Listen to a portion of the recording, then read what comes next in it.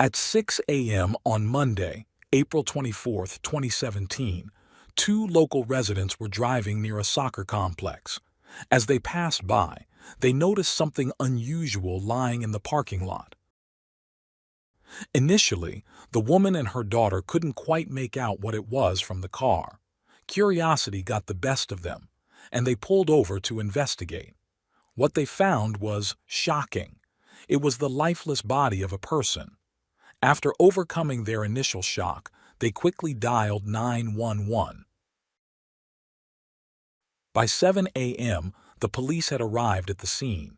They discovered the body of a young woman, lying lifeless in the gravel of the parking lot. The atmosphere was heavy, and it appeared that she had been there for some time with a pool of blood surrounding her.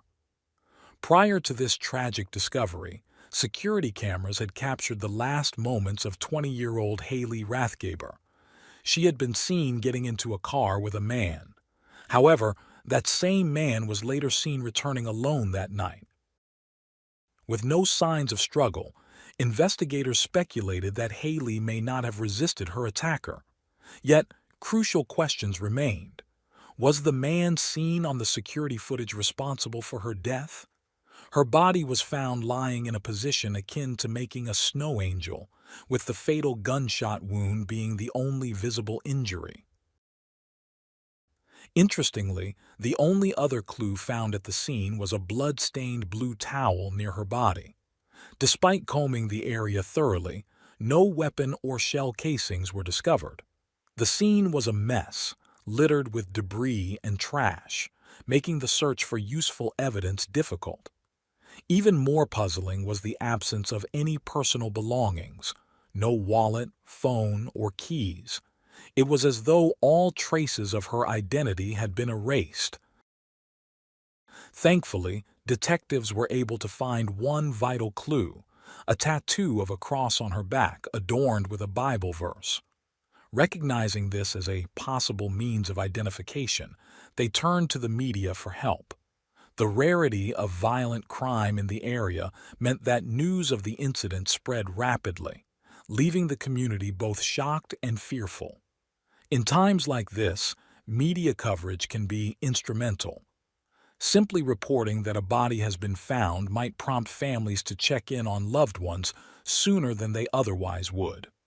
One such concerned resident was Heather Collins, who lived in Evansville, Indiana, just 15 miles from where the body had been discovered.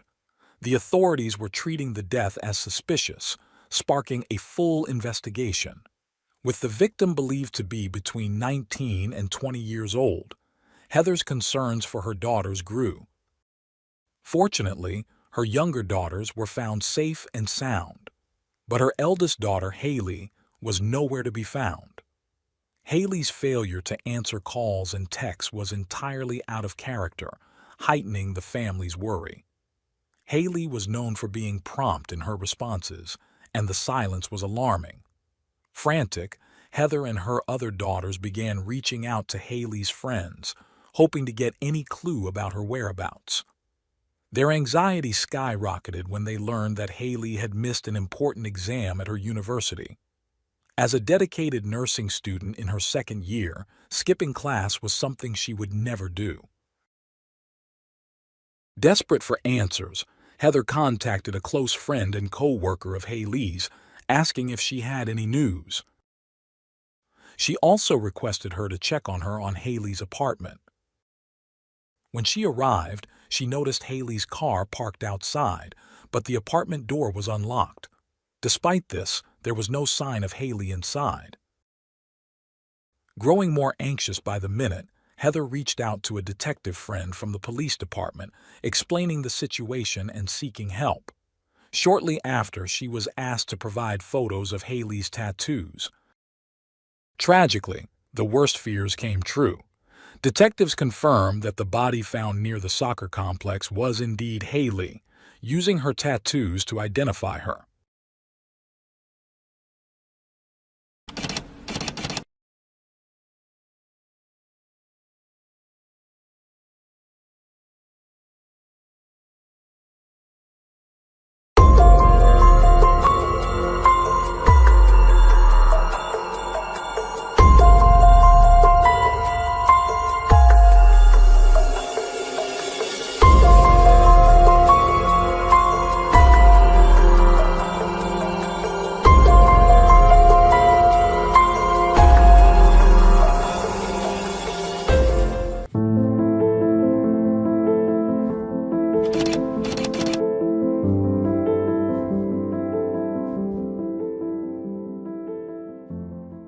Haley Rathgaber was born on December 3, 1996, and lived an extraordinary life during her 20 years.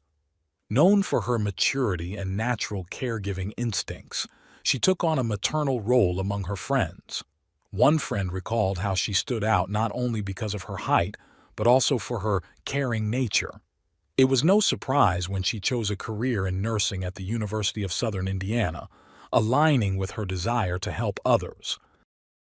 Haley was also incredibly self-sufficient.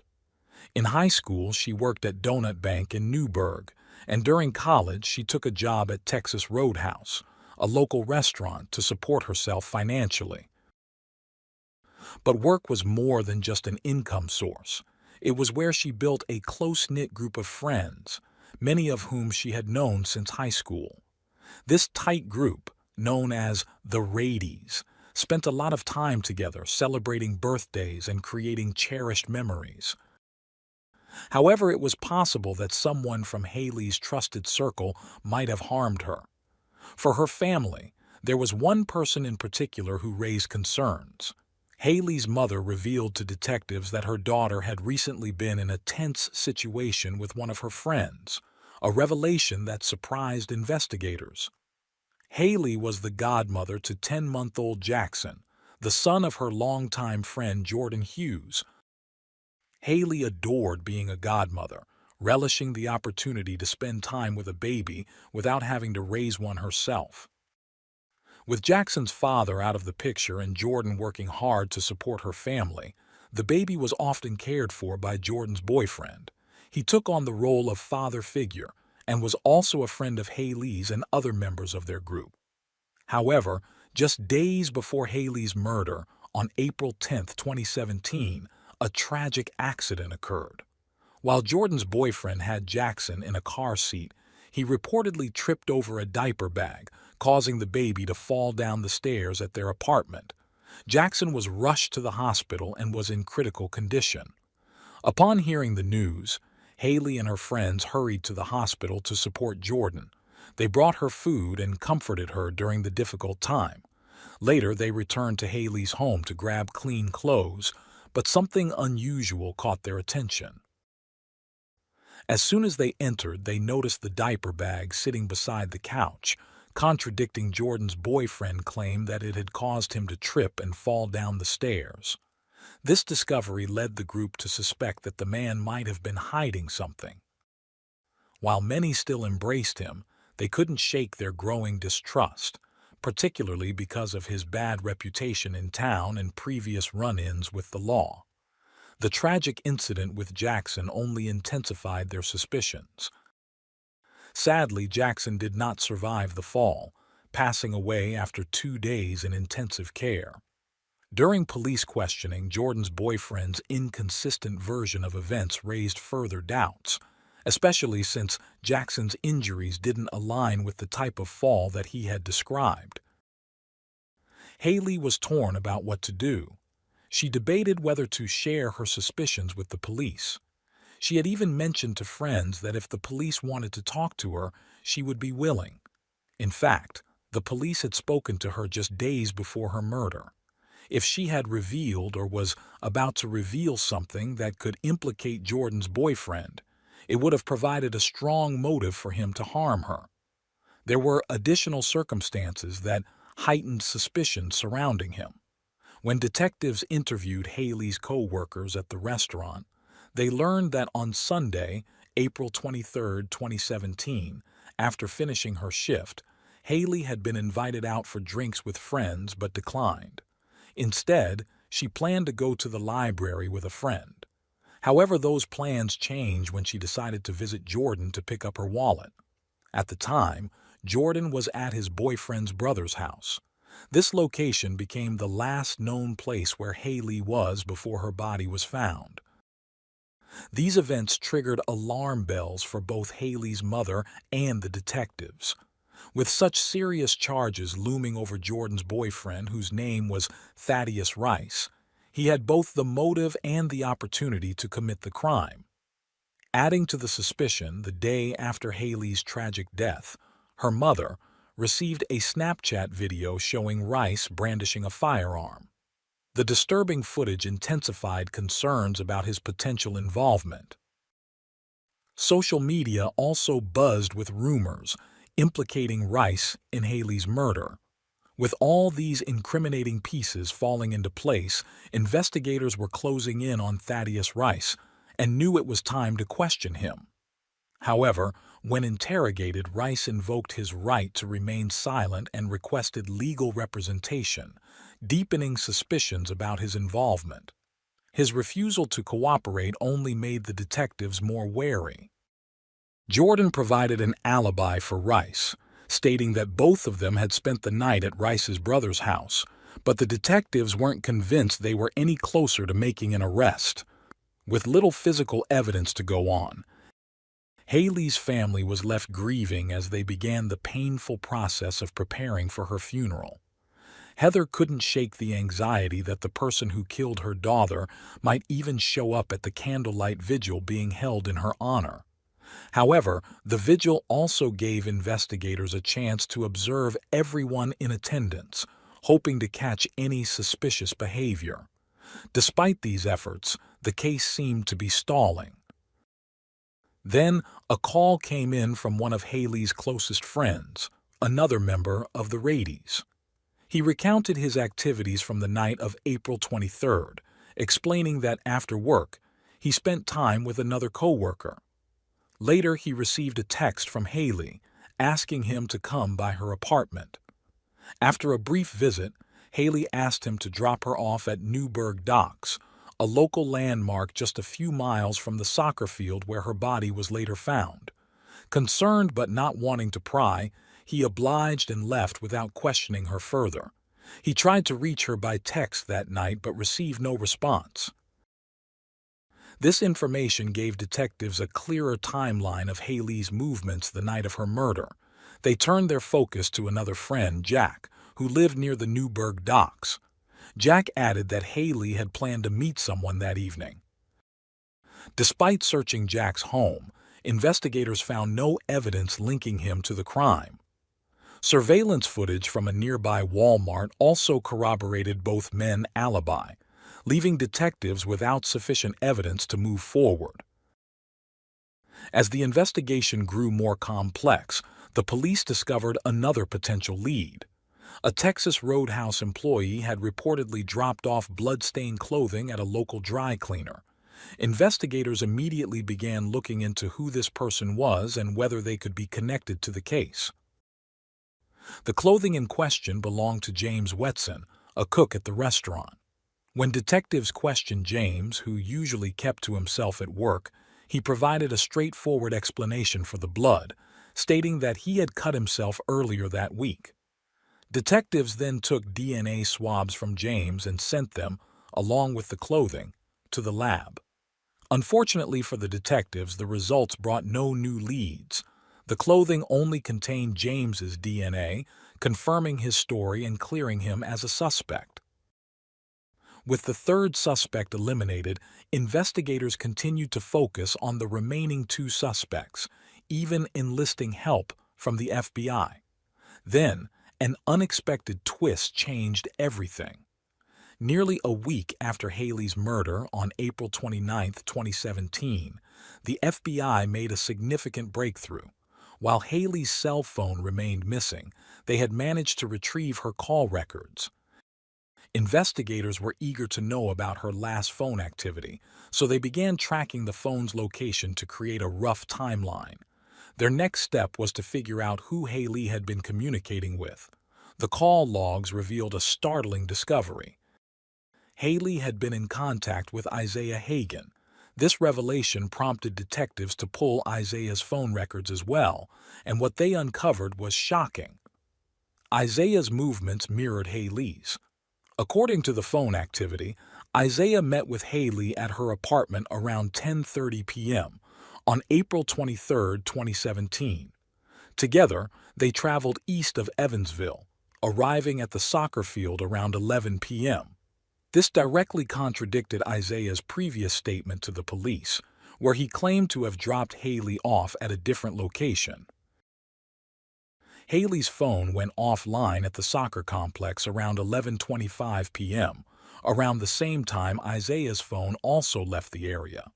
Interestingly, Haley's phone briefly reappeared near southwest Evansville at around 3 a.m., but shut off again after 20 minutes, never to be turned on again. With conflicting stories, detectives turned to surveillance footage from Haley's apartment. The footage showed Haley getting into a car with Isaiah, but when he returned in the early morning to check Haley's car, he was alone. But detectives had more than just location data and surveillance footage to aid their investigation. Typically, text messages aren't fully available. Only a record of them being sent remains.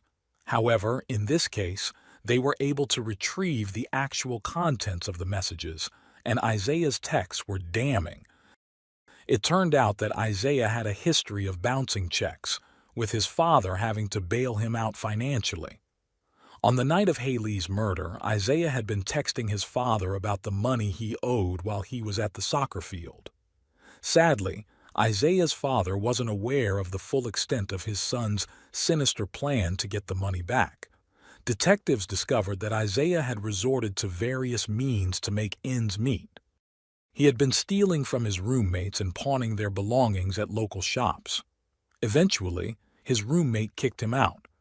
Furthermore, Isaiah owed Haley $600, money she had lent him to cover his rent shortly before her murder.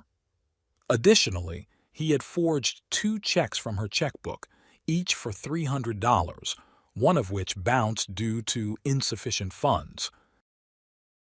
Haley had confided in her friends about the stolen checks, even showing them an image of the check made out to Isaiah for $300 worth of groceries.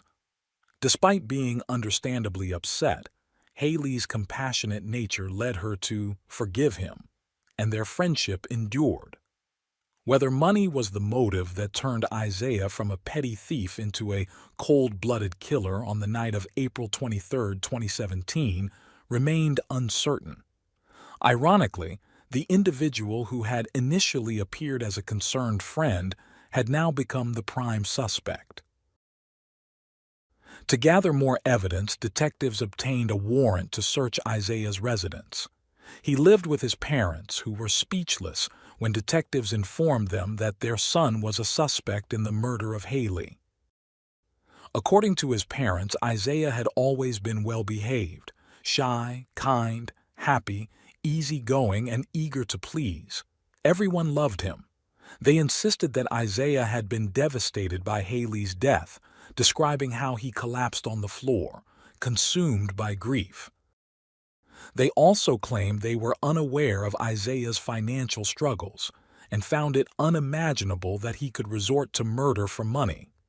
However, the evidence told a different story. During the search, detectives found that Isaiah's father owned several firearms. The Hagans confirmed that a pistol was missing from their home, but couldn't explain how it had disappeared. The search continued, and detectives uncovered even more incriminating evidence. A towel that closely resembled the one found at the scene where Haley's body was discovered. The evidence seemed convincing enough for authorities to bring Isaiah in for a formal interrogation. The police had him sit down and informed him that they needed to talk, signaling that the investigation had taken a serious turn. Initially, Isaiah stuck to the same story he had told earlier. He had picked Haley up from her apartment and dropped her off near the dam where she was supposed to meet someone. He claimed he wasn't sure if this had happened on Friday or Saturday, recounting how Haley had assured him she was fine when he left. That's when detectives confronted Isaiah with the cell phone data evidence. They showed him a video illustrating the movements of both his and Haley's phones on a map of the area around the soccer complex, highlighting the timeline of events. Faced with this undeniable evidence, Isaiah's story began to change. He admitted to taking Haley to the soccer field but insisted that he left her there with all her belongings intact. Yet, even this version didn't align with the location data. Isaiah claimed that the only explanation he could think of was that Haley's phone had somehow stayed in his car. Ultimately, he admitted to having Haley's phone with him all night. He said he threw it out of his car window the following morning because he feared getting into trouble if anyone found it on him. He explained that this was why he had kept quiet earlier, apologizing and stating that he omitted the information out of fear. When asked why he was in Haley's car in the early hours of April 24th, he explained that Haley had given him cash and asked him to sell some concert tickets she had. She had also handed over her keys, including those for her car and apartment, so he could retrieve the tickets. Following her instructions, Isaiah said he went to Haley's apartment, searched her car for the tickets, and then entered her apartment, where he found them. He then specified the area where he had discarded the phone. Still, he did not confess to killing Haley, maintaining that he would never hurt her. But detectives weren't swayed by his denials, convinced they had the right man. With the evidence against Isaiah mounting, he was charged with murder, robbery, and obstruction of justice. As Isaiah became the primary suspect, the other two suspects were exonerated. Soon, he was behind bars, awaiting trial. After a mistrial in the first case, Isaiah's second trial began on May 30, 2018. The prosecutor acknowledged that the case relied heavily on circumstantial evidence, but he pointed to Isaiah's lies, evident in the interrogation tapes, as damning proof of his guilt. While defense attorney conceded that Isaiah had lied about certain details, he took a different approach. He emphasized that Isaiah never confessed to the murder and that no physical evidence linked him to the crime. He even suggested an alternative suspect, arguing that the authorities should have focused more on Rice, who had since been charged with the murder of baby Jackson. The defense also noted that phone data placed Isaiah miles away from the soccer field when Haley's phone became active around 3 a.m., showing that he couldn't have been near the same cell tower as Haley. Despite this, the prosecution offered another theory. When a phone is turned back on, it reconnects to the last cell tower it was connected to before being powered off. This, they suggested, explained why it seemed like Haley's phone had been moving. Although this was just a theory, detectives remained convinced that no one else was involved besides Isaiah Hagen. Then, a key development emerged during the trial. The prosecution called Isaiah's mother to the stand, and she made a shocking revelation.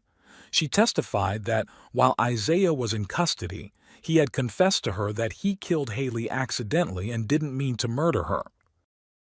The prosecutor expressed strong confidence in her testimony, asserting that he had never had more faith in someone's words than in those of a mother willing to testify against her own son. This unexpected testimony gave the prosecution a significant advantage.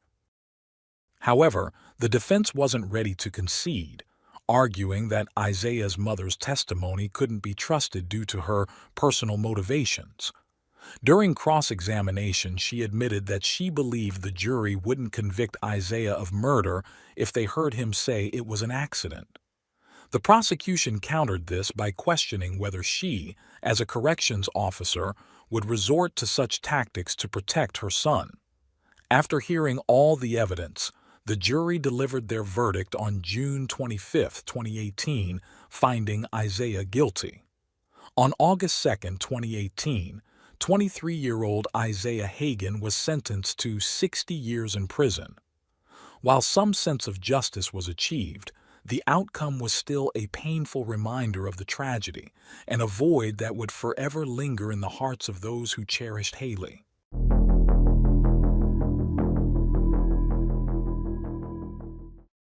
Thanks for tuning in to Unreal True Crime. If you're intrigued by mysteries from around the world, check out our new channel, Latin Crimes, where we dive into the gripping true crime stories of Latin America. Don't miss out. Subscribe now for more thrilling investigations.